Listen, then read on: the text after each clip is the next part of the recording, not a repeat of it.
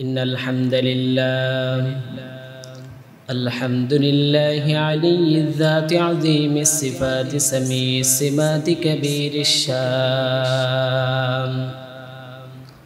جليل القدر رفيع الذكر مطاع الأمر جليل البرهان فخيم الإثم عزيز العلم وسيع الحلم كثير الغفران جميل السناء جزيل العطاء مجيب الدعاء أميم الإحسان ونشهد أن لا إله إلا الله وحده لا شريك له ونشهد أن سيدنا وسندنا وحبيبنا وطبيبنا وطبيب ربنا وقلوبنا ومولانا محمدا عبده ورسوله صلى الله تعالى عليه وعلى آله وأصحابه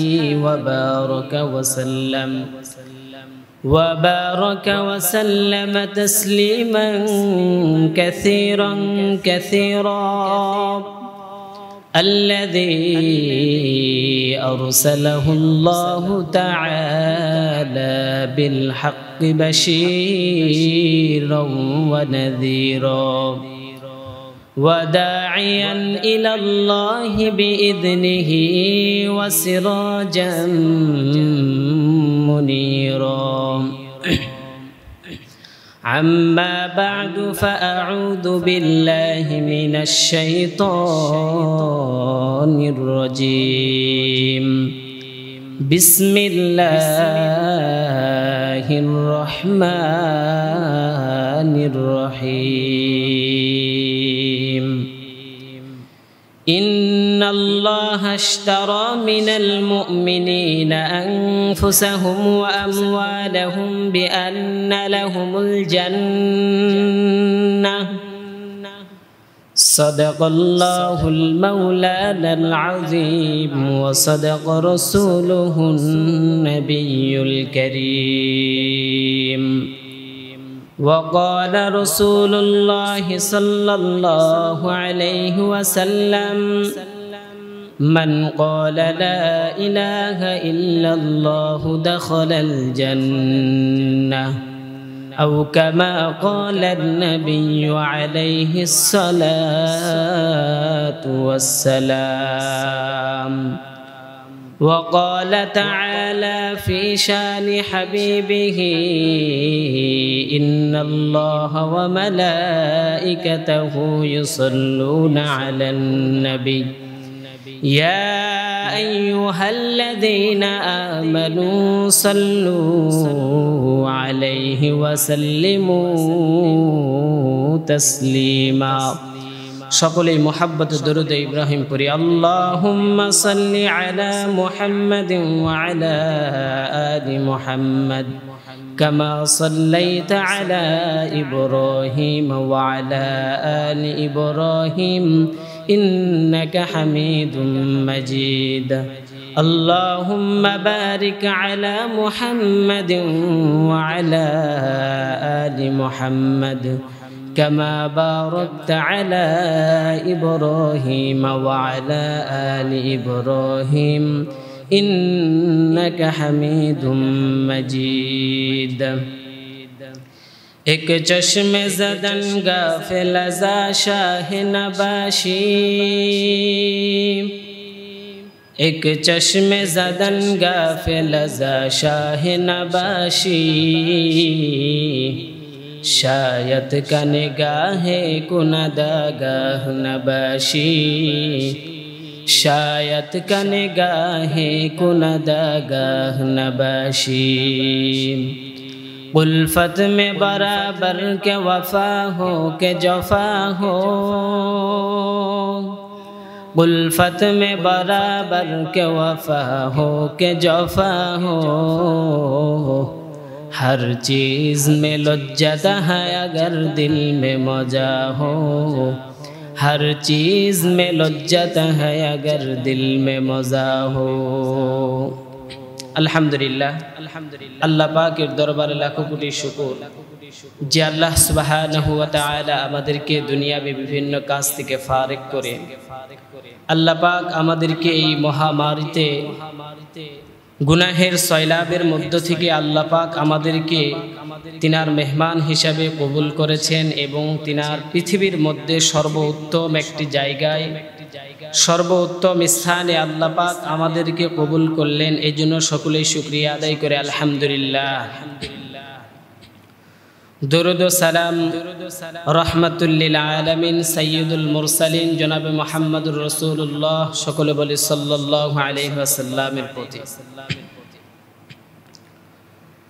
আল্লাহ পাক আমাদেরকে দুনিয়াতে পাঠাইছেন এবং দুনিয়া থেকে আল্লাহ পাক আমাদেরকে বিদায় নিয়ে যাবেন, এই কথাটা আমরা সবাই জানি। কারো অজানা না যে আল্লাহ পাক আমাদেরকে দুনিয়াতে পাঠাইছেন কিয়ামত পর্যন্ত আমাদের হায়াতকে বৃদ্ধি করবেন বা হায়াত দিয়েছেন এমন কেউ আছেন? কেউ নাই। তো পক্ষান্তরে আল্লাহ পাক রব্বুল আলামিন আমাদেরকে দুনিয়াতে কেন পাঠাইলেন? আল্লাহ পাক জানাই দিতেছেন যে আফা হাসিবতুম আন্নামা খলাকনাকুম আবাসা ওয়া আন্নাকুম ইলাইনা লা তুরজাউন। আমি আল্লাহ পাক রব্বুল আলামিন তোমাদেরকে দুনিয়াতে পাঠাইছি শুধু একমাত্র পরীক্ষার স্বরূপ। কিসের জন্য? পরীক্ষা করার জন্য। আল্লাহ পাক আমাদের সবাইকে দুনিয়াতে পাঠাইছেন শুধুমাত্র পরীক্ষা করার জন্য।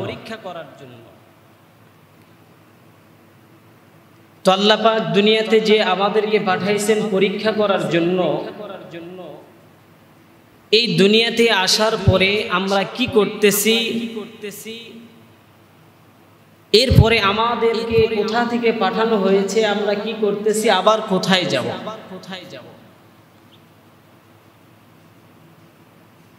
তো এই দুনিয়ার জিন্দেগিতে আল্লাহ পাক আমাদেরকে পাঠাইছেন পরীক্ষা করার জন্য। যদি পরীক্ষা করার জন্য হয়, আল্লাহ পাক তো বলতেছেন ইন্নাল্লাহা আলিমুম বিদাতিস সুদূর।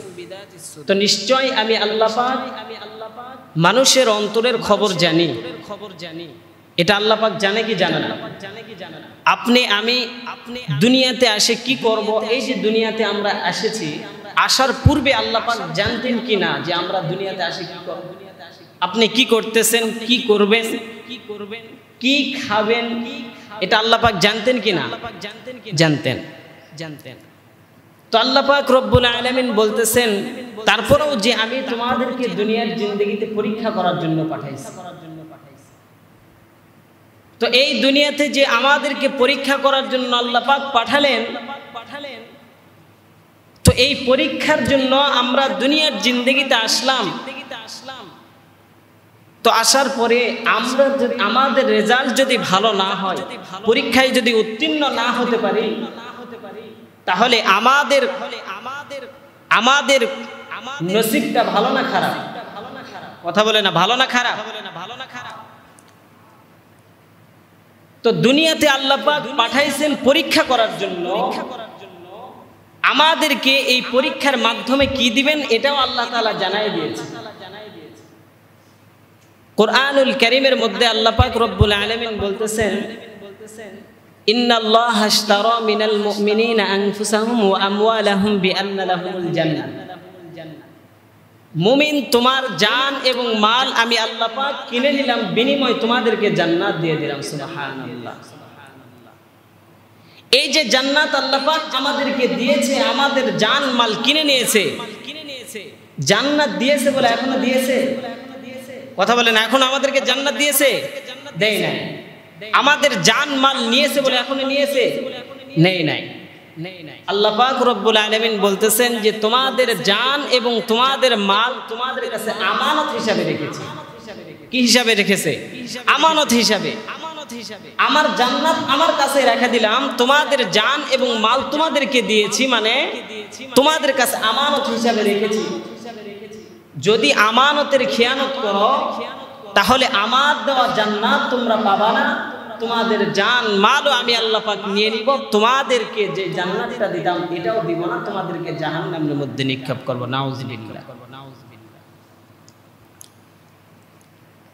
আল্লাহ পাক রব্বুল আলামিন কুরআনুল কারীমের মধ্যে বলেন, ইন্নাল্লাহা আশতারা মিনাল মুমিনিনা আনফুসাহুম ওয়া আমওয়ালাহুম বিআন্না লাহুমুল জান্নাহ।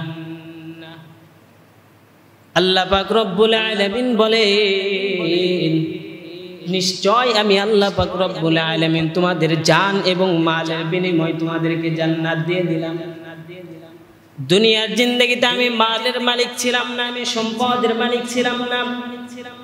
এই যে আমাদের জান আল্লাহ পাক আমাদের মাঝে দিয়েছেন, এই জান দিয়েছেন বলে রব্বে কারীম আল্লাহ পাক আমাদেরকে জান দিয়েছেন বলে দেয় নাই এমন কথা কিন্তু আল্লাহ পাক জানাই দিয়েছেন। আল্লাহ পাক বলতেছেন যে দুনিয়ার জিন্দেগিতে তোমাকে পাঠানোর পূর্বে তোমাদের জান, এই যে রূহ মুবারক কোথায় ছিল তোমরা জেনে নাও। রূহের জগৎ থেকে নিয়ে তোমাদেরকে তোমাদের বাবার মাধ্যমে তোমাদের মায়ের গর্ভে আমি আল্লাহ পাক দিয়ে দিলাম। এই মায়ের গর্ভ থেকে নিয়ে দুনিয়ার এই সৌন্দর্য নিয়ামত তোমাদেরকে দেখায় দিলাম। এই নিয়ামত পাবার পরে তোমরা এখনো পর্যন্ত সম্পদের মালের মালিক হও নাই। তোমাদেরকে মালের মালিক কখন হইবা? ঈমানদার, যখন তোমার বাবা ইন্তেকাল করবে, যখন তোমার ভাই ইন্তেকাল করবে, যখন তোমার মা ইন্তেকাল করবে, ওয়ারিস হিসাবে তুমি সম্পদের মালিক হয়ে যাইবা। এই সমগ্র পৃথিবীর মধ্যে যত মুসলমান, এমনকি যত মানুষ দুনিয়াতে এসেছেন, তাদেরকে আল্লাহ পাক দুনিয়াতে আখিরাতের জিন্দেগি থেকে নিয়ে রূহের জিন্দেগি থেকে নিয়ে দুনিয়াতে আসা পর্যন্ত কিন্তু সম্পদের মালিক হিসাবে বানায় নাই। দুনিয়ার জিন্দেগিতে আসার পরে ওয়ারিস হিসাবে বংশ অনুযায়ী রব্বে কারীম আল্লাহ তাআলা তাকে মালের মালিক বানায় দিয়েছেন। সুবহানাল্লাহ। এই যে জান মাল কে দিয়েছেন? আল্লাহ। এই জান এবং মাল আল্লাহ পাক রব্বুল আলামিন আমাদেরকে দিয়েছেন, আর জানায় দিয়েছেন যে জান এবং মাল আমি আল্লাহ পাক তোমাদেরকে দিয়েছি। খবরদার খবরদার, এর বিনিময় যেহেতু তোমাদেরকে আমি আল্লাহ পাক জান্নাত দিব। এই যে দুনিয়ার জিন্দেগিতে মনে করেন আল্লাহ পাক যেহেতু আসমান বানাইছেন, এই যে আল্লাহ পাক সূর্য বানাইছেন, চন্দ্র বানাইছেন, এই জমিনটাও আল্লাহ পাক রব্বুল আলামিন বানাইছেন, কিন্তু একটা জবাব দেন, এগুলো কি আল্লাহ পাক রব্বুল আলামিন ব্যবহার করেন না মানব জাতি ব্যবহার করেন? কথা বলে না কে ব্যবহার করেন? এগুলো সব আমরাই ব্যবহার করতেছি। দুনিয়ার জিন্দেগিতে আমাদের সন্তানদেরকে যদি মার্কেটের মধ্যে নিয়ে যাওয়া হয়, আমাদের সন্তানদেরকে যদি দোকানে নিয়ে যাওয়া হয়, কাপড় ক্রয় করে দেওয়ার পরে এই কাপড়টার মালিক কিন্তু আমরা হইতে পারি না। যেমন নাকি আমাদের সন্তানকে যখন কাপড়টা ক্রয় করে দিলাম, তখন সন্তানের কাপড়টা আমরা এটা দাবি করতে পারবো যে সন্তানের কাপড়টা আমি ক্রয় করে দিয়েছি, কিন্তু সেটার মালিক যে আমি, এটা দাবি করা যাবে না। রব আল্লাহ তাআলা জানাই দিয়েছেন যে দুনিয়ার জিন্দেগিতে আসমান জমিন এবং চন্দ্র নক্ষত্র হাওয়া বাতাস সব কিছু আমি আল্লাহ পাক বানাইছি, এগুলোর মালিক আমি দাবি করতেছি, কিন্তু পক্ষান্তর আমি রব্বে কারীম আল্লাহ তাআলা এগুলোর পক্ষান্তর মালিক নয়। এগুলো সব মালিক হলো আশরাফুল মাখলুকাত মানুষ। সুবহানাল্লাহ। এমন শুধুই নয়, মুসলমান আমাদেরকে কেমন মুআজিজা আল্লাহ পাক দিয়েছেন, তারপরও কেমনে মুসলমান আমরা আল্লাহর নাফরমানি করতেছি। দুনিয়ার জিন্দেগিতে রব আল্লাহ তাআলা জানাই দিয়েছেন যে দুনিয়ার জিন্দেগিতে মানুষ তোমাদেরকে আমি আল্লাহ পাক সৃষ্টি করলাম, এত এত নিয়ামত দিলাম দুনিয়ার জিন্দেগিতে। একটু উপরে তাকায় দেখো মুসলমান ইমানদার, কাল হাসরের ময়দানে আপনার আমার নবীর আগে কোন নবী জান্নাতে যেতে পারবে না। সুবহানাল্লাহ। আপনার আমার মুহাম্মদ নবীর উম্মতের পূর্বে কোন নবী জান্নাতে যেতে পারবে না। এইটাই হলো আমাদের জন্য সর্বোচ্চ মর্যাদা, যেটা অন্য নবী রেখে দিয়েছেন আল্লাহ। আমাদেরকে পয়গম্বর মুহাম্মদুর রাসূলুল্লাহ সাল্লাল্লাহু আলাইহি ওয়াসাল্লামের উম্মত হিসাবে আমাদেরকে গ্রহণযোগ্য করেন, কারণ এর মর্যাদা এমন মর্যাদাবান আল্লাহ পাকের রাসূল জানাই দিয়েছেন। ও সাহাবায়ে কেরাম, দুনিয়ার জিন্দেগিতে যত মানুষ কিয়ামত পর্যন্ত আসবে, আমি আল্লাহ পাক রব্বুল আলামিনের দরবারে আল্লাহ পাক এমন ভাবে শেষ নবীর উম্মতদেরকে কবুল করেছেন, অন্য নবীদের মর্যাদা যেমন দিয়েছেন, আল্লাহ পাকের রাসূল পয়গম্বর আরবি সাল্লাল্লাহু আলাইহি ওয়াসাল্লামের আখিরের জামানা মুহাম্মদুর রাসূলুল্লাহর মর্যাদা এমন দিয়েছেন। সুবহানাল্লাহ। শুধু তাই নয়, এই জন্য মুসলমান আল্লাহ পাক রব্বুল আলামিন আমাদেরকে এমন হিসাবে কবুল করেছেন যে দুনিয়ার জিন্দেগিতে অসংখ্য অগণিত মাখলুকাত আল্লাহ পাক দুনিয়ার জিন্দেগিতে পাঠাইছেন।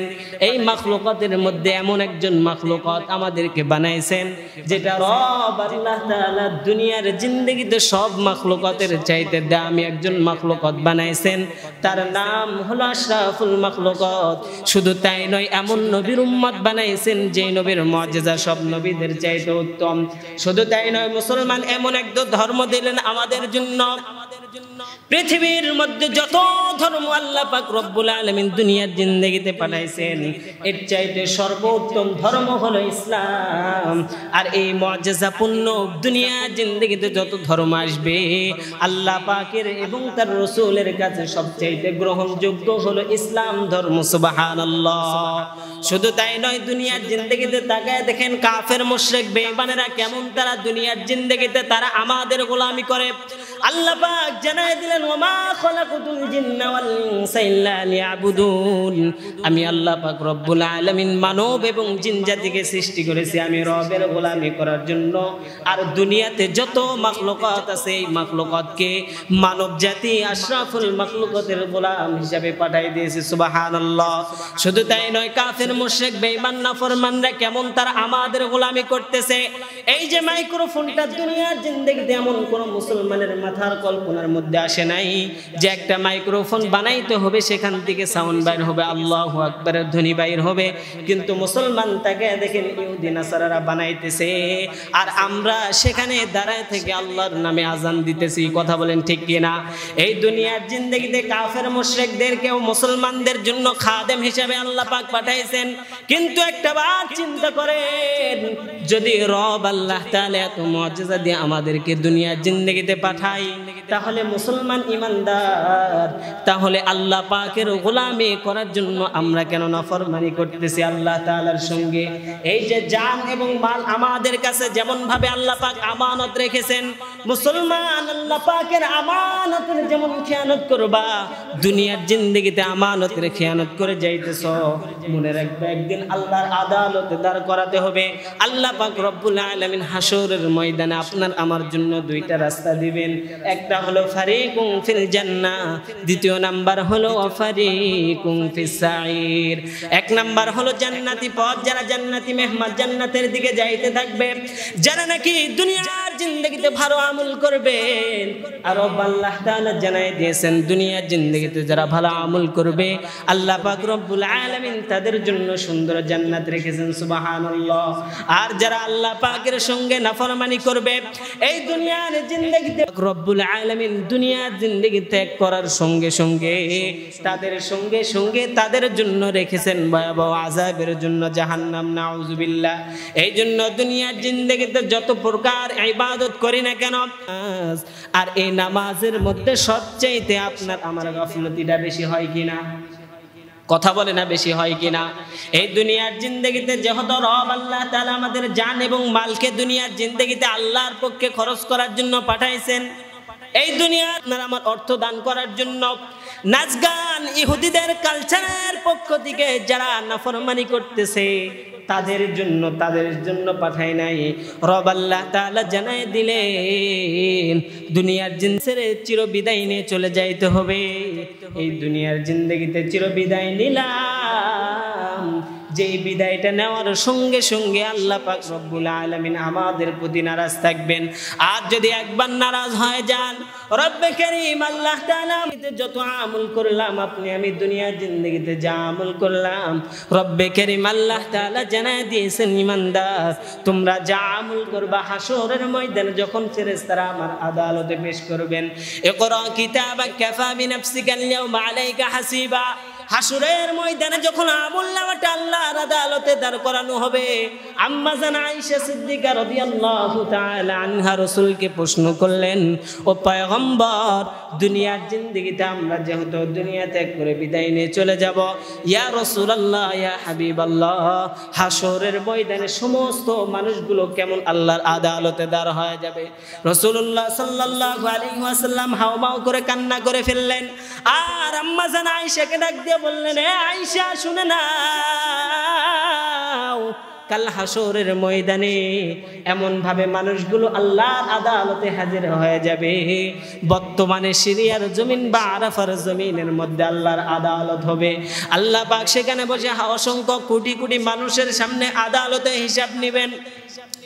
দুনিয়ার জিন্দগিতে আপনার আমার যদি একটা যদি কোনো আমল বেআমল যদি একটা যদি কোনো গুনাহের কথা যদি এই জায়গার মধ্যে বলে দেওয়া হয়, কেমন লজ্জাবোধ হবে। আর হাসরের ময়দানে অসংখ্য কোটি কোটি মানুষ, ওই যে আদম আলাইহিস সালাম থেকে নিয়ে কিয়ামত পর্যন্ত যত মানুষ আসবে, এই মানুষগুলোর সামনে আপনার আমার আমলটা দেখায় দেওয়া হবে। এই আমলটার মধ্যে আপনি আমি কি নেকের কাজ করেছি। আম্মা জান আয়েশা যখন বললেন, ইয়া রাসূলুল্লাহ, কাল হাসরের ময়দানে সমস্ত মানুষরা কেমন আল্লাহর আদালতে দাঁড় হয়ে যাবে, আম্মা জান আয়েশা বললেন, ইয়া রাসূলুল্লাহ, কাল হাসরের ময়দানে, হে আয়েশা তুমি শুনে নাও, সমস্ত মানুষগুলো হাসরের ময়দানে উলঙ্গ অবস্থায় দৌড়াইতে থাকবে। আম্মা জান আয়েশা জিজ্ঞাসা করলেন, ইয়া রাসূলুল্লাহ, ইয়া হাবিবাল্লাহ, হাসরের ময়দানে যখন মানুষগুলো উলঙ্গ অবস্থায় দৌড়াইতে থাকবে, তখন একজনের লজ্জা স্থান তো আরেকজনের দেখে ফেলবে। কিন্তু আম্মা জান আয়েশাকে ইয়া রাসূলুল্লাহ, আল্লাহর রাসূল বললেন, আম্মা জান আয়েশাকে আল্লাহর রাসূল বললেন, আয়েশা, তুমি যে তোমার লজ্জা স্থান দেখার কথা, এটাও তোমার মাথার মধ্যে থাকবে না যে তুমি লজ্জা স্থান দেখতেছ। এই জন্য হাসরের ময়দানে এমন ভয়াবহ অবস্থা হবে, কি উপায় হবে হাসরের ময়দানে? এই যে দুনিয়ার জিন্দেগিতে মা বাবাকে দেখতেছ, ভাইকে দেখতেছ, এত আপন, কিন্তু কাল হাসরের ময়দানে একজন আপন থাকবে না, তারা সবাই পর হয়ে যাবে, তারা সবাই পর হয়ে যাবে, সবাই সবার চিন্তা নিয়ে থাকবে। ওই হাসরের ময়দানে এমন ভয়াবহ অবস্থা যখন নবীদেরকে বলা হবে, আপনি আমি যখন গুনাহগার হওয়ার কারণে যখন আল্লাহর আযাব যখন আপনার আমার মধ্যে চলে আসবে, এই যে বর্তমানে সূর্যটা আপনি আমি দেখতেছি কত মাইল, 9 লক্ষ মাইল উপরে, এই সূর্যটা কাল হাসরের ময়দানে মাথার আধাত উপরে আসবে। আর আল্লাহ তাআলা জানায় দিবেন, ও সূর্য, তোমার জমিনের দিকে একটা মুখ ছেড়ে দেওয়া ছিল, আজকে 12টা মুখ জমিনের দিকে ছেড়ে দাও। আর যত তোমার তাপ আছে জমিনের মধ্যে ছেড়ে দাও। এই তাপের কারণে মাথার মগজগুলো টকবক করে ভাতের মতো ফুটতে থাকবে। আম্মা জান আয়েশা সিদ্দিকা রাদিয়াল্লাহু তাআলা আনহা রাসূলকে বললেন, ইয়া রাসূলুল্লাহ, আমাদের কি উপায় হবে? আল্লাহর রাসূল জানায় দিলেন, ইয়া রাসূলুল্লাহ, ওই সময় আপনি কোথায় থাকবেন? যখন আম্মা জান প্রশ্ন করলেন, ইয়া রাসূলুল্লাহ, ওই সময় আপনি কোথায় থাকবেন? আল্লাহর রাসূল জানায় দিলেন, ও আয়েশা, কাল হাসরের ময়দানে সমস্ত উম্মতেরা যখন হযরত আদম আলাইহিস সালামের কাছে যাবেন, সমস্ত উম্মতেরা যখন হাসরের ময়দানে সমস্ত উম্মতেরা যখন হাসরের ময়দানে আল্লাহর রাসূল পয়গম্বর আরবি আদম আলাইহিস সালামের কাছে যখন যাবেন, আম্মা জান আয়েশা সিদ্দিকা রাদিয়াল্লাহু তাআলা আনহা বললেন যে সমস্ত উম্মতেরা যখন আদম আলাইহিস সালামের কাছে যাবেন, আদম আলাইহিস সালাম জানায় দিলেন, কাল হাসরের ময়দানে যখন আল্লাহর নবী বললেন যে সমস্ত উম্মতেরা যখন আদম আলাইহিস সালামের কাছে যাবেন, আদম পয়গম্বর ডাক দিয়ে বলবেন যে সমস্ত উম্মতেরা তোমরা আমার কাছ থেকে চলে যাও। আজকে আল্লাহ তাআলা আমাকে দুনিয়ার জিন্দেগিতে ওই জান্নাতের মধ্যে একটা ভুল করার কথা নিষিদ্ধ করে দিয়েছিলেন, কিন্তু ওই ভুলটা করার কারণে আমি আল্লাহর আদালতে কোন মুখে দাঁড়াইব, আমি নিজের নফসের জন্য চিন্তিত আছি। এরকম ভাবে তোমরা নূহ আলাইহিস সালামের কাছে যাও, নূহ আলাইহিস সালামও বলবেন তোমরা অমুক নবীর কাছে যাও। সর্বশেষ নবী ঈসা আলাইহিস সালামের কাছে যখন আসবেন, ঈসা আলাইহিস সালামও বলবেন আজকে ইয়া নফসি, ইয়া নফসি, আমার নফসের কি উপায় হবে?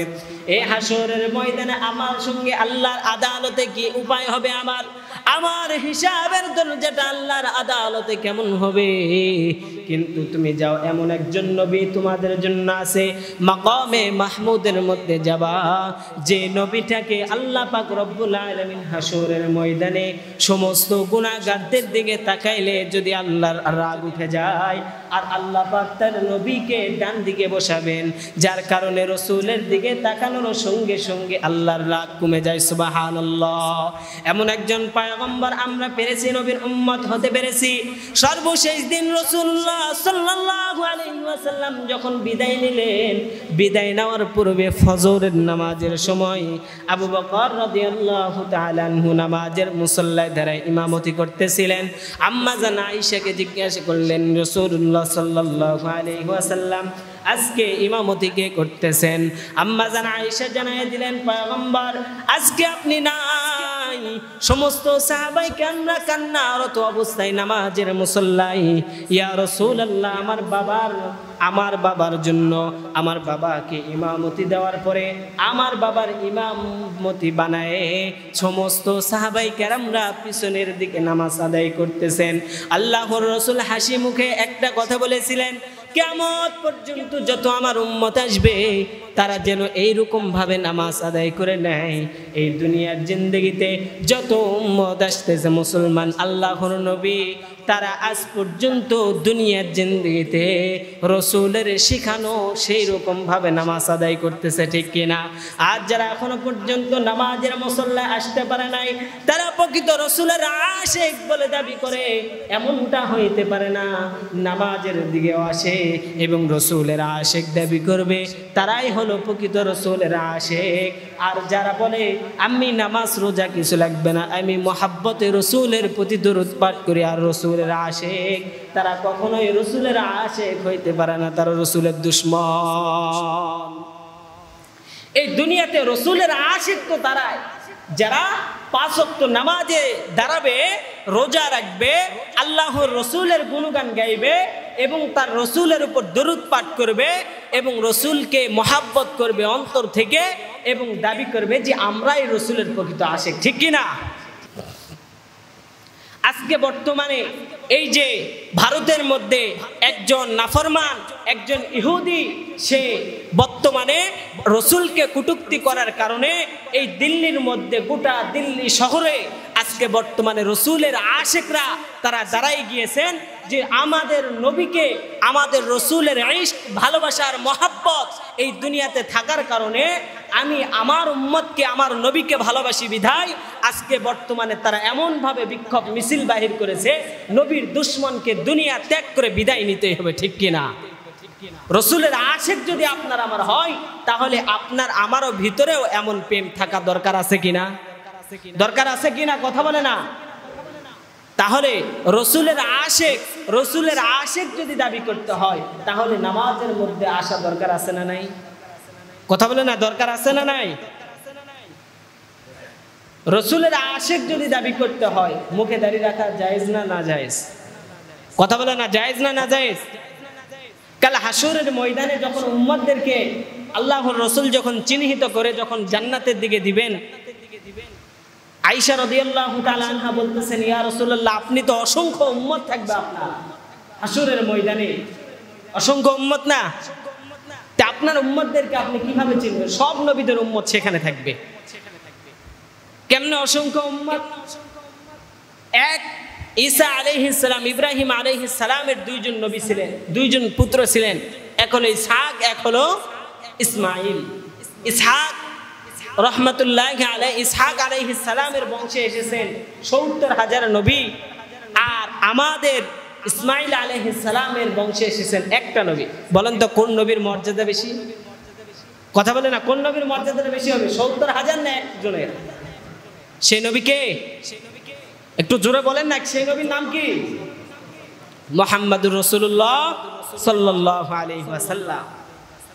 সেই নবীর উম্মত আমরা হতে পেরেছি, এটা আমাদের সৌভাগ্য না দুর্ভাগ্য? আপনারা কথাও বলতেছেন না, সৌভাগ্য না দুর্ভাগ্য? তো আমি যদি এতক্ষণ ধরে এত জোরে জোরে কথা বলতে পারি, তার আপনারা একটু আওয়াজ দিতে পারবেন না? এখন যদি বলেন যে সুবহানাল্লাহ আলহামদুলিল্লাহ, ধীরে বললেও আল্লাহ তাআলা তো শোনে না, শোনে। তো মাগরিবের আজকের থেকে মাগরিবের নামাজের মধ্যে ইমাম সাহেব কেরাত আসতে বলছে, নামাজ হবে? সব জায়গায় ছাড়া কি চলে? সেই জন্য একটু সুবহানাল্লাহ জোরে বলা যাবে না ইনশাআল্লাহ? তো দেখা যাক এবার ইনশাআল্লাহ। তো আম্মা জান আয়েশা বলতেছেন যে অসংখ্য অগণিত রসুল থাকবেন, অসংখ্য অগণিত রসুল থাকবেন। এই অসংখ্য অগণিত রসুল থাকার সময় এই রসুল এত উম্মত থাকবে, কিন্তু আপনার উম্মতদেরকে চিহ্নিত করবেন কেমন করে? এটা প্রশ্ন না? প্রশ্ন। তো আল্লাহ রসুল কি বলছেন তার জবাবে, যে হাসরের ময়দানে আমার উম্মত যারা 5 ওয়াক্ত নামাজ ওযুর সহিত করেছে। কিসের সহিত? ওযুর সহিত। তো হাসরের ময়দানে এই ওযুর স্থানগুলো জ্বলতে থাকবে। সুবহানাল্লাহ। তো এই ওযুর স্থানগুলো জ্বলতে থাকবে, আর এই উম্মতদেরকে আমি এই ওযুর স্থানগুলো জ্বলতে থাকা নূর দ্বারা চমকাইতে থাকবে। এই উম্মতদেরকে আমি আল্লাহ পাকের রাসূল কাল হাসরের ময়দানে হাউজে কাউসারের পানি পান করাবো, আর লাইন করে জান্নাতের মধ্যে ঢুকাই দেব। সুবহানাল্লাহ। তো আমাদের মুআজ্জাজা বেশি আছে না কম আছে? তো আমাদের মুআজ্জাজা বেশি আছে, কিন্তু আমরাই কমাই নিয়েছি। আমরা কমাই নাই, কমাই নিয়েছি। আল্লাহ তাআলা পাঠাইছেন দুনিয়াতে সর্বোত্তম একজন মাখলুকাত হিসাবে, আশরাফুল মাখলুকাত। দুনিয়ার জিন্দেগিতে আল্লাহ পাক পাঠাইছেন এমন একজন নবীর উম্মত হিসাবে, সব নবীদের চাইতে দামি, সব নবীদের চাইতে উত্তম এমন একটা ধর্ম দিয়েছে, সব ধর্মের চাইতে উত্তম একটা ধর্ম। কিন্তু তার মর্যাদা আমরা কমিয়ে নিয়েছি না বাড়িয়ে নিয়েছি? আমরা নিজেরাই কমাইতেছি।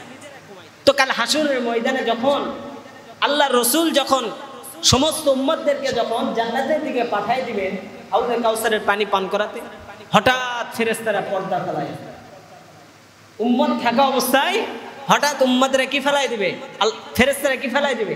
পর্দা ফেলাই দিবে। আল্লাহ রাসূল প্রশ্ন করবেন যে এখনো তো আমার উম্মতরা তো দুনিয়াতে আছে, এই যে হাসরের ময়দানে এখনো তো আমার উম্মতরা আছে যারা এখনো জান্নাতে যায় না, তোমরা পর্দা কেন ফেলাই? তখন বলবে, ইয়া রাসূলুল্লাহ, ইয়া হাবিবাল্লাহ, আপনার এরা উম্মত ছিল, কিন্তু প্রকৃত এরা আপনার আশিক ছিল না। এরা আশিক বলে দাবি করত, কিন্তু প্রকৃত এরা আপনার দুশমন ছিল। নাউজুবিল্লাহ। আপনার আমার মুখে দাঁড়িয়ে আপনি আমি নামাজের মধ্যে আসতে পারতেছি না, তাহলে এটা রসুলের সঙ্গে আমরা আশিক দাবি করলাম না রসুলের সঙ্গে দুশমনি করলাম? একটু নিজেদের বিবেককে প্রশ্ন করেন, নিজেদের বিবেককে প্রশ্ন করেন যে আমাদেরকে এত মর্যাদাবান আল্লাহ পাক পাঠাইছেন। আপনাকে বলি নাই যে আপনি আলেম হন, আপনাকে বলি নাই আপনি হাফেজ হন, আপনি 5 ওয়াক্ত নামাজ ঠিক মতো পড়েন, আপনি মুখে দাড়ি রাখেন, আপনাকে বলি নাই যে লম্বা জামা পরেন, পাগড়িওয়ালা হুজুর হন। বলছে এ কথা? বলি নাই। 5 ওয়াক্ত নামাজটা কমাস কম ঠিক মতো পড়েন, দেখবেন দুনিয়াতে যত আপনার মতো সুখী মানুষ দুনিয়াতে আল্লাহ পাক আর কাউকে দিবেন না। বিশ্বাস না হয় একদিন আপনি 5 ওয়াক্ত নামাজ জামাতের সঙ্গে ভালোভাবে আদায় করবেন, দেখবেন যে দুনিয়াতে যা কিছু আছে সবচেয়ে শান্তিময় জায়গা হলো মসজিদ। এটা টের পাইবেন ইনশাআল্লাহ।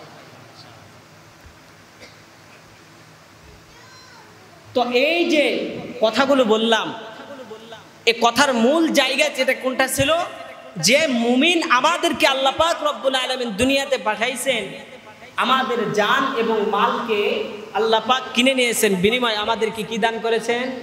জান্নাত দান করেছেন। কি দান করেছেন? জান্নাত দান করেছেন। তো এই যে দুনিয়াতে আল্লাহ পাক আমাদেরকে পাঠাইলেন, জান এবং মাল সব কিছু আল্লাহ পাক নিয়ে নিলেন আমাদের থেকে। জান আমাদের থেকে নিয়েছে বলে নিয়েছে এখনো পর্যন্ত?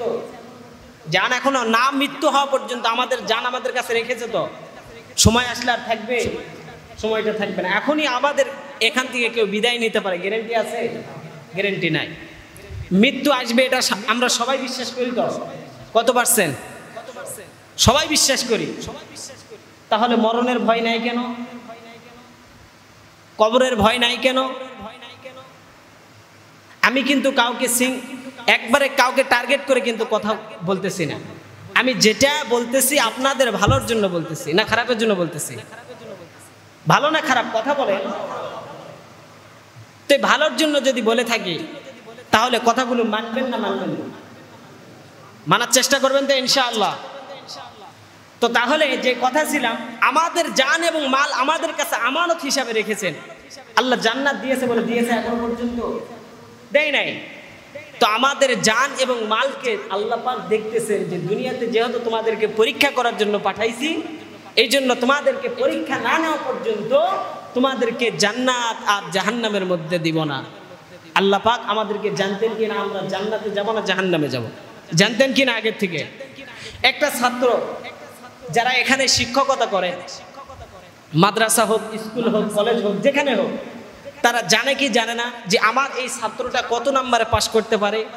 একটা আইডিয়া আছে কিনা? আছে তো। তারপর পরীক্ষা কেন হয়? পরীক্ষা কেন হয়? তাকে বুঝ দেওয়ার জন্য যে এই পরীক্ষাটা দেওয়ার মাধ্যমে সে দুনিয়াতে উত্তীর্ণ হবে, এটা সে কত নাম্বার পাস হইবে সেটা তাকে বুঝাই দেওয়ার জন্য। তো আল্লাহ পাক বলতেছেন তোমাদেরকে দুনিয়াতে পাঠাইছি এই জন্য যে তোমাদের আমল নামাকে তোমরা নিজেরাই নিয়ে আসবা ঠিক করে, যে তোমরা জান্নাতি হবা না জাহান্নামী। তোমরা নিজেরাই পরীক্ষা করো। এমনি থেকেই যদি আল্লাহ পাক আমাদেরকে বলতো তুমি জাহান্নামে যাবা, আমরা কেউ যাইতাম? কথা বলে না, কেউ যাইতাম? কেউ যাইতাম না। আমরা সবাই জান্নাত চাই, চাই কি না? চাই। সবাই জান্নাত চাই, কিন্তু জান্নাতের কাজ করতে রাজি। জান্নাতের কাজ আমরা করতে রাজি আছি, জান্নাতের কাজ করতে রাজি আছি যখন দুনিয়াতে আমরা ফায়দা পাই। কিন্তু এটা যে আখিরাতের ফায়দা, এটা যে দুনিয়ার ফায়দা না, আখিরাতের ফায়দা। যার কারণে আমরা কি করতেছি? আখিরাতের ফসল না কামায়ে দুনিয়াতে থাকার জন্য, এই ক্ষণস্থায়ী দুনিয়াতে থাকার জন্য, 60 বছর 70 বছর দুনিয়াতে থাকার জন্য আপনার আমার যতটুকু সম্পদ প্রয়োজন তার চাইতে অধিক কামাই করেছি, তার চাইতে অধিক অর্জিত করেছি। কিন্তু হাসরের ময়দানে আল্লাহর আদালতে যখন আপনি আমি দাঁড়াবো, আর এই যে সাপ হয়ে আপনার আমার সম্পদটা, আপনার আমার শরীরটাকে পেঁচায় নিয়ে হাসরের ময়দানে কপালের কাছে আসে সবর মারতেই থাকবে যে দুনিয়া থেকে তুমি আমার বুচ্ছিত, তোমার বুচ্ছিত সম্পদ আমি আজকে হাসরের ময়দানে তোমাকে সবল মারতেছি। নাউজুবিল্লাহ। তাহলে এই সম্পদ দুনিয়াতে রেখে যাওয়া আমাদের জন্য সওয়াবের কাজ হবে না অনিয়মের কাজ হবে? অনিয়মের কাজ হবে।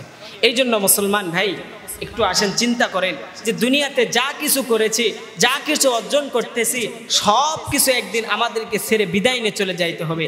এই যে গত কয়েকদিনের মধ্যে আপনাদের এলাকার মধ্যে অনেক কয়েকজন দুনিয়া থেকে বিদায় নিল। এখনো ভয় আপনার আমার মাঝে আসছে? আসে না এখনো পর্যন্ত ভয়? তারা বুঝাই দিয়ে যাইতেছে যে আমরা দুনিয়া থেকে বিদায় নিয়ে যাইতেছি, তোমাদেরকেও একদিন বিদায় নিয়ে আসতে হবে। কিন্তু আপনার আমার এটা কল্পনার মধ্যেও নিয়ে আসতেছি না। আমাদের সম্পদ এই যে মসজিদের মধ্যে আপনারা আসতেছেন, তো এই মসজিদের মধ্যে আসার পরে এই মসজিদটাকে নামাজকে কারা পড়তেছেন? কথা বলে না, কারা পড়তেছে? আপনারা পড়তেছেন।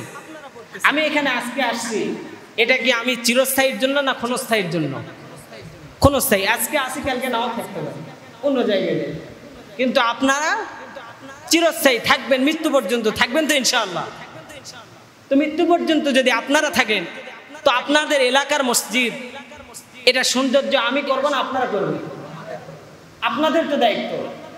তো আপনাদের দায়িত্ব, আপনারা সুন্দর করবেন মসজিদ, আমাকে কেন বলা লাগে? প্রশ্ন না? আমাকে কেন বলা লাগবে? আপনাদের সম্পদ কত টাকা কত কোথায় দিয়েছে? হারায় যায় না অনেক সময়? টাকা পয়সা হারায় যায় না? এগুলো কিসের জন্য হারায় জানেন? দান সদকা না করার কারণে হারায় যায়। দান সদকা না করার কারণে আপনাদের সম্পদ হারায় যায়, টাকা পয়সা হারিয়ে যায়। প্রত্যেক শুক্রবারে আপনি মসজিদে তো আসতেছেন, কমাস কম একদিনের নাস্তার টাকা কত হোটেলে আড্ডা গিয়ে দিতে গিয়ে টাকা খরচ করতেছেন না? করতেছেন কিনা? আওয়াজ দেন না বাবা, করতেছেন কিনা? করতেছেন। তো একদিনের নাস্তার টাকা যদি মসজিদে প্রত্যেক সপ্তাহে দেন, আপনাদের কোনো ক্ষতি হবে? কথা বলে না, ক্ষতি হবে? কোনো ক্ষতি হবে না। আসার সময় 10 টাকা করে যদি পকেটে নিয়ে আসেন, আর যদি মসজিদে প্রত্যেক সপ্তাহে যদি 10 টাকা করে দান করেন, তাহলে আমার মনে হয় না মসজিদের কোনো কাজ বাকি থাকে। আপনাদের প্রত্যেক ধানের মৌসুমের সময় বা অন্য সময় এই যে মসজিদের কাজ চলতেছে, এক আল্লাহর বান্দাকেও দেখতেছি না যে মসজিদে এসে কেউ দান করবে। একজন সেদিন দেখলাম যে কিছু দান করলো, আলহামদুলিল্লাহ। কিন্তু এরপর থেকে দেখতেছি না কেউ আসে দান করলো, বলে বলে বলে বলে আপনাদের দিকে নিতেছে। তো এটা তো আপনাদের এলাকার মসজিদ, আপনি এখানে যতটা সুন্দর করবেন জান্নাতে আল্লাহ পাক আপনার এর চাইতে সৌন্দর্যের জন্য ঘর বানায় দিবে। সুবহানাল্লাহ। তো এটা আমাদের প্রয়োজন না, জান্নাতে আমাদের প্রয়োজন। তো মনে করেন জান্নাতটা এরকম, এই জায়গাটা, এই মসজিদটাকে আপনারা বানাইছেন, এই মসজিদটা বানানোর পূর্বে এই জায়গাটাকে, এই মসজিদ আগের থেকে এমনি থেকে বানাইছিল, এরকম ছিল আগের থেকে, না মরুভূমির মতো একটা জায়গা ছিল? তো মনে করেন জান্নাতটাও এমন, জান্নাতটাও এমন আপনার আমার জন্য মরুভূমির জন্য। তো এই জান্নাতের মধ্যে এই দুনিয়ার জিন্দেগিতে এই মসজিদটাকে যত সুন্দর বানাইবেন, যত সুন্দর করে আপনারা বানাইবেন, আল্লাহ পাক আপনাদের কলবকে সুন্দর করে দিবে। আর এই কলবকে সুন্দর করার বিনিময় কাল হাসরের ময়দানে আল্লাহ পাক রব্বুল আলামিন আপনাদেরকে জান্নাতটাও এমন সুন্দর করে দিবে। সুবহানাল্লাহ। তো আমাদের মাঝে দান করার মধ্যে, দান না করার মধ্যে প্রতিযোগিতা আছে, দান করার মধ্যে প্রতিযোগিতা নেই। আছে যে অমুক 1000 টাকা দান করলো মসজিদের মধ্যে, আমি গোপনভাবে 2000 টাকা দান করি না, এরকম আছে? অমুক 1000 টাকা দান করছে, আমি 500 টাকা দান করছি, সে তো 1000 করছে। এই প্রতিযোগিতা আছে। সাহাবাই কেরামদের একটা ঘটনা শোনাই, বলা যাবে? সাহাবাই কেরামদের একটা ঘটনা শোনাই। 4 জন খলিফা, খলিফা আপনারা চিনেন না? আবু বকর, উমর, ওসমান, আলী, এই 4 জন খলিফাকে আপনারা চিনেন না? অন্য সাহাবাই কেরামদেরকে না চিনেন, এই 4 জনকে তো চিনার কথা। তো এই 4 জন এমন খলিফা ছিলেন, তো ওমর রাদিয়াল্লাহু তাআলা আনহু সব সময় সে চাইতেন আবু বকরের চাইতে আমল বেশি করা। আম্মা জান আয়েশা সিদ্দিকা রাদিয়াল্লাহু তাআলা আনহা একদিন বলেন, ইয়া রাসূলুল্লাহ, আমার পিতা আবু বকর কেমন? আমার পিতা আবু বকর কেমন? আম্মা জান আয়েশা বলেন, ইয়া রাসূলুল্লাহ সাল্লাল্লাহু আলাইহি ওয়াসাল্লাম বলতেছেন, আয়েশা, পৃথিবীর মধ্যে কিয়ামত পর্যন্ত আমার উম্মতেরা যত আসবে তাদের কান্নার পাল্লা যদি এক পাল্লায় রাখা হয়, আর তোমার বাবা আবু বকরের কান্নার পাল্লা যদি এক পাল্লায় রাখা হয়, আবু বকরেরটাই ভারী হবে। সুবহানাল্লাহ। তাহলে মনে করেন কেমন তিনি ছিলেন। সে ওমর আবু বকর কি করতেন? সবসময় তার চাইতে বেশি ইবাদত করতে চাইতেন, কিন্তু কখনো পারছে? কখনো পারছে? কথা বলেন না, পারছে? কখনোই পারে না। তো সর্বশেষ দিন যুদ্ধের ময়দানে, জিহাদের ময়দানে যখন আল্লাহ রসুল বললেন যে তোমরা কে কি নিয়ে আসবা, নিয়ে এসে যুদ্ধের জন্য দান করো। যুদ্ধের জন্য যখন সমস্ত সাহাবাই কেরামরা দান করলেন, আল্লাহ রসুল এমনি থেকেই তাদেরকে প্রশ্ন করলেন, ওসমান তুমি কি দান করছো? বললেন, ইয়া রাসূলুল্লাহ, আমি এই পরিমাণ সম্পদ দান করছি। আলীকে বলতেছেন, আলী তুমি কি দিয়েছো? আলী রাদিয়াল্লাহু তাআলা আনহু বলতেছেন, ইয়া রাসূলুল্লাহ, আমি এই পরিমাণ সম্পদ দিয়েছি। যখন ওমরকে যখন প্রশ্ন করলেন, ওমর মনে মনে ভাবতেছেন, আজকে মনে হয় আবু বকরের চাইতে আমি দান বেশি করব, আবু বকরের চাইতে আমি দান বেশি করেছি। ওমর বুক ফুলায় বলতেছেন যে আমি আমার সম্পদের মাঝে যত সম্পদ ওমর রাদিয়াল্লাহু তাআলা আনহু ছিলেন, সব সম্পদের মাঝে 2 ভাগ করে 1 ভাগ উহুদের ময়দানে জিহাদের জন্য দিয়েছে, আর 1 ভাগ রেখেছে। সুবহানাল্লাহ। তো এই কথা বলার পরে ওমর বলতেছেন, মনে হয় আজকে আমি সবচাইতে বেশি দান করেছি। এবার আবু বকরকে প্রশ্ন করলেন, আবু বকর তুমি কি দান করেছো? তা আবু বকর রাদিয়াল্লাহু তাআলা আনহু বলতেছেন, ইয়া রাসূলুল্লাহ, আমার বাড়িতে শুধু আল্লাহ এবং তার রসুলকে রেখে একটা ঝাড়ু ছিল, ঝাড়ুটা পর্যন্ত আমি নিয়ে এসেছি। সুবহানাল্লাহ। ওমর কান্না করে দিয়েছে, ইয়া রাসূলুল্লাহ, যতদিন পর্যন্ত আমি আবু বকরের চাইতে বেশি আমল করতে চাইছিলাম, তার চাইতেও দ্বিগুণ অধিক আজকেও আবু বকর জানাই দিল, বুঝাই দিল, আমার চোখকে খুলে দিল যে আবু বকরের পাল্লার ওজনের সমান কোন সাহাবী যাইতে পারবে না। সুবহানাল্লাহ। তো এই সাহাবাই কেরামদের মাঝে এমনটা ছিল, আর আপনার আমার মাঝে এমনটা নেই আজকে। কি কারণে? আপনি আমি মসজিদে আসতেছি না, নামাজ পড়তেছি না, যার কারণে মসজিদমুখী আপনি আমি হইতে পারতেছি না। দুনিয়া দুনিয়া দুনিয়া নিয়ে আপনি আমি পাগল। কিন্তু আল্লাহ রসুল বলছেন যে এই দুনিয়াটাকে একটা কুকুরের সঙ্গে তুলনা দেওয়া হয়েছে। অন্য কোনো জীবজন্তু ছিল না? ছিল কিনা? কথা বলেন, ছিল কিনা? তো তাদের সঙ্গে কেন তুলনা দিলেন না? আল্লাহ রসুল জানাই দিতেছেন যে দুনিয়ার জিন্দগিতে তাকায় দেখো, একটা শিয়াল যদি কোনো প্রাণীকে সে যদি শিকার করে, অন্য কোনো শিয়াল আসলেও তাকেও ভাগায় নিয়ে খায়। কিন্তু কুকুর এমন একটা জাতি, খেয়াল করবেন, সে দুনিয়াতে আসার পরে একটা জায়গাতে যদি খাবার পায়, আরেকটা তার জাতি ভাই কুকুর যদি আসে সেখান থেকে তাকে তাড়ানোর ব্যবস্থা করে, সে একাই খাওয়ার চেষ্টা করে। তো দুনিয়ার নিজামটাও এমন। পার্শ্ববর্তী ভাই যে সে একটু ভালো মানের বেতন নিয়ে চাকরি করতেছে, সে একটু ভালো ভালো খাইতেছে, এটা তার পছন্দ হয় না। আমার পার্শ্ববর্তী ভাই কেন 5 তলা বিল্ডিং করলো, আমি তার চাইতে বেশি 10 তলা করবো।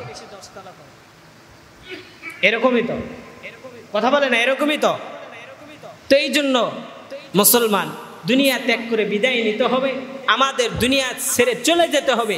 আপনার আমার জন্য চিরস্থায়ী দুনিয়াতে আল্লাহ পাক বানাইছেন, চিরস্থায়ী বানাই নাই। কিন্তু এই দুনিয়ার জিন্দগিটা ত্যাগ করে একদিন বিদায় নেব। আপনার আমার সময় বেশি নাই, আসেন এই জন্য মুসলমান আল্লাহ পাকের দরবারে 5 ওয়াক্ত নামাজের সময়, কমাস কম 5 ওয়াক্ত নামাজের সময় আপনি আমি শরীক হতে পারবো তো ইনশাআল্লাহ? পারবো তো ইনশাআল্লাহ? ইনশাআল্লাহর আওয়াজটা মনে হয় একটু কম হইতেছে, মনে হয় আপনারা পড়বেন না। চেষ্টা করতে বলতেছি তো, পড়তে বলি নাই তো। আজকের থেকে 1 ওয়াক্ত পরে নিয়ত করেন, 1 ওয়াক্ত, কালকে যাই 2 ওয়াক্ত পড়তে পারবেন তো, বা 1 মাস পরে 3 ওয়াক্ত পড়তে পারবেন তো একদিন ইনশাআল্লাহ 5 ওয়াক্ত।